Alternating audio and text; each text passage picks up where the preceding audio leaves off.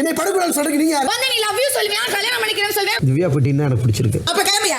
Love யூன்னு சொல்லுவியான், கட்டி பிடிக்கிறேன்னு சொல்லுவியான், பாய் ஃப்ரெண்டை கலட்டி விட்டுருன்னு சொல்லுவியான். இதை மட்டும் நான் ஸ்போர்ட்டிவா எடுத்துக்கணுமா? நான் ஸ்பேஸ் கொடுத்தது தான் தப்பு, ஏன் மேல தான் தப்பு இருக்குன்னு திவ்யா வாட்டர்மெலன் ஸ்டாரை கத்தியிருக்காங்க. லிமிட்டை தாண்டி பேசுற திவ்யா, இது உன் வீடு கிடையாது. இங்க போ அங்க போன்னு சொல்லிட்டு இருக்க, இது என்ன உன் வீடா? பட்டா போட்டு வச்சிருக்கியா?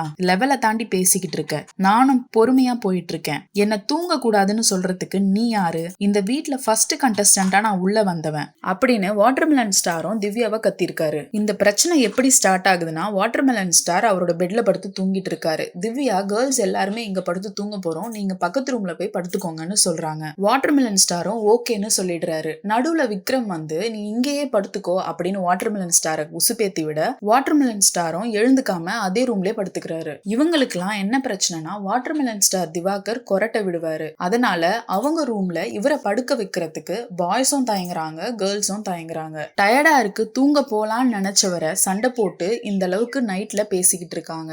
இந்த விஷயத்துல யார் மேல தப்பு இருக்குன்னு நினைக்கிறீங்க? வாட்டர்மெலன் ஸ்டார் திவாகர் மேலையா இல்ல திவ்யா மேலையா? கமெண்ட்ல சொல்லுங்க.